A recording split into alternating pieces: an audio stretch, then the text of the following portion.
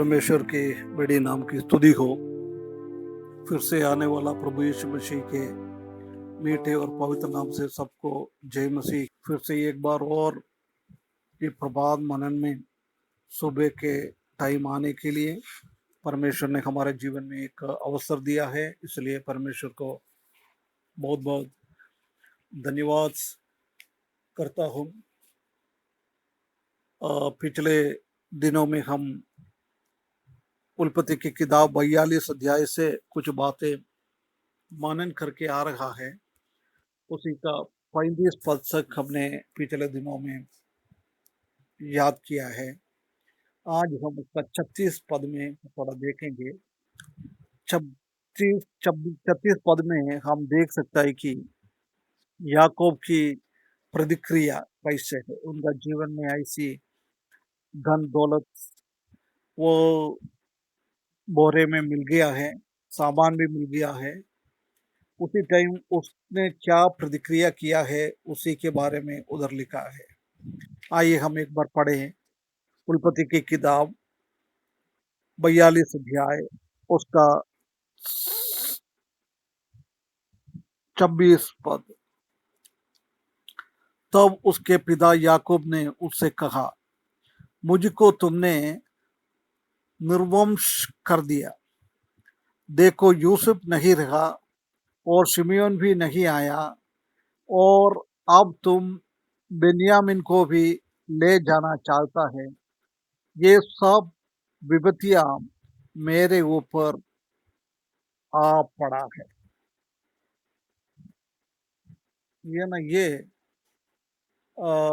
बता रहा है कि निर्वंश अंग्रेजी में लिखा है, तुम मेरे को दुखित करवा दिया है।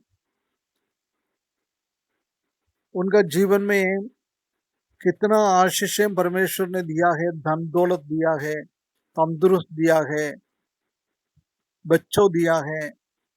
अभी इसी अकाल के टाइम में भी खाने के लिए दे रहा है। ऐसी बहुत सारा बातें उसके के जीवन में दिया है। उसके बाद भी वो बोल रहा है, मैं अभी दुखित हूँ। क्यों वो दुखित है? उनका जोसेफ है नहीं है, सोन अभी नहीं है, बेंजामिन को भी लेके जा रहा है। एक एक बच्चे को तुम ऐसे लेके चले जाएगा, मेरे पास आखिरी में कोई बच्चा है नहीं। ऐसी एक चिंता उसी के जीवन में आ गया है। ये बात को हम देख सकता है। प्रिय भाइयों बहनों, जब उसने बोल रहा है जेकब नहीं है, सॉरी जोसेफ नहीं है, जोसेफ जिंदा है। कुछ दिनों के बाद परमेश्वर एक योजना बना रहा है। याकूब और जोसेफ एक साथ मिलेंगे, उनका परिवार को वो बचाएगा, पूरा देश को वो बचाएगा। ऐसी एक अवस्था में आने वाला है। परंतु इधर हम देख सकते हैं कि वो झूठ का शक्ति इतना रीति से भाई लोग ने आके झूठ बोला है। हम जानता है कि कभी हम झूठ का शक्ति के ऊपर विश्वास करेगा तो परमेश्वर हमको त्यागेगा। झूठ के ऊपर हम विश्वास करेगा तो परमेश्वर का आशा हमारे जीवन में नहीं रखेगा, है ना? तो हम इधर देखता है। परंतु बिना जानकारी से ही उनका जीवन में ऐसी हो गया है। वो झूठ का पावर उसी के ऊपर आ गया तो वो कभी भी पश्चाताप नहीं हो पाएगा। झूठ उनके ऊपर प्रभाव करेगा तो हम देख सकते हैं कि वो कोई काम का है नहीं है, ऐसी एक अवस्था में आएगा। अभी मेरा प्यारा बच्चा बेन्यामीन को भी तुम लोग लेके जा रहा है।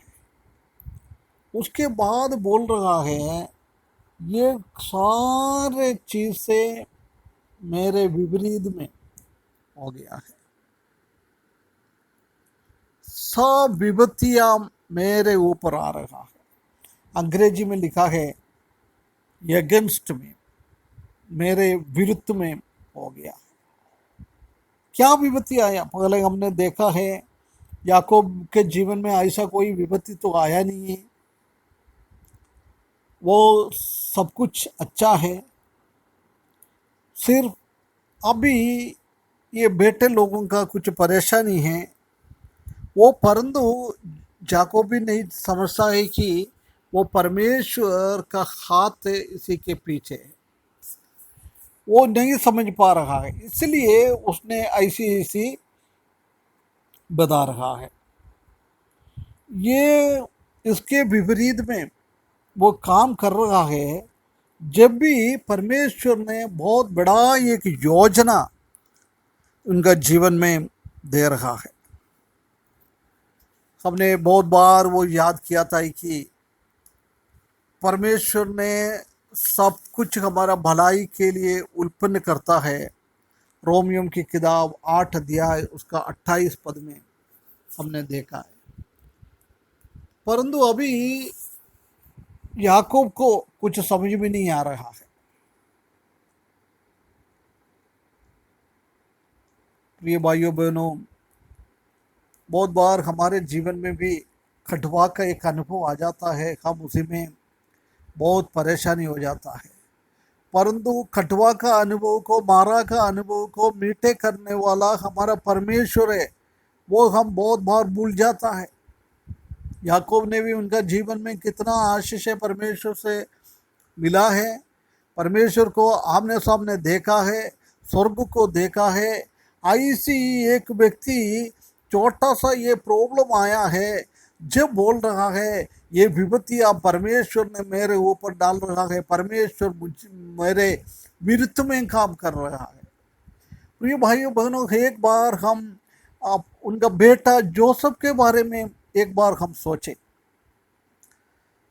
जोसेफ के जीवन में इतना परेशानी आया है, जब भी वो परमेश्वर के ऊपर भरोसा रखते हुए एक आनंदित जीवन वो निभा रहा है।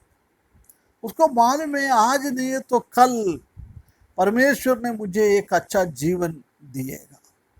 कभी भी उसको भाई लोग ने मारने के लिए कोशिश किया, उसी को गड्ढे में डाला है, उसी को भेज दिया है गुलाम बनकर। वो पोतीफर के घर पे वो एक गलत आरोप उसी के ऊपर डाला है, वो बंदीगृह में पड़ा है। ऐसी जोसेफ याकूब ने कितना कष्ट सखाया है, उससे भी बढ़कर तकलीफ और परेशानी जोसेफ के जीवन में आया है। परंतु जोसेफ ने कभी भी नहीं बोला है ये विपत्तियां सब परमेश्वर ने मेरे को दे रहा है, परमेश्वर मेरा विरुद्ध है, कभी भी नहीं बोला है। प्रिय भाइयों बहनों, हमारे जीवन में भी वो तूफान का अनुभव आ सकता है, समुद्र का लहरें का अनुभव हमारे जीवन में आ जाता है, परंतु उसी के बीच में भी परमेश्वर हमारे साथ है। 6 लोग वो हवा में, उसी का नाव डूबने वाला था, पैदल पैदल पानी के ऊपर से चलकर उनके पास पहुंचने वाला एक प्रभु हमारे जीवन में है। प्रिय भाइयों बहनों, ये परमेश्वर के ऊपर भरोसा रखते हुए हमारे जीवन में कुछ तकलीफ परेशानी आने के टाइम एक याकूब के जैसी एक एटीट्यूड, एक प्रतिकरण हमारे जीवन में ना आए। जोसेफ के जैसी तकलीफ परेशानी सब आ रहा है, उसी के पीछे परमेश्वर का हाथ है, परमेश्वर का योजना है। ऐसी समझकर हमारा जीवन बिताने के लिए ये वचन के द्वारा परमेश्वर हमको सहायता करे, उसके बड़े नाम की महिमा हो।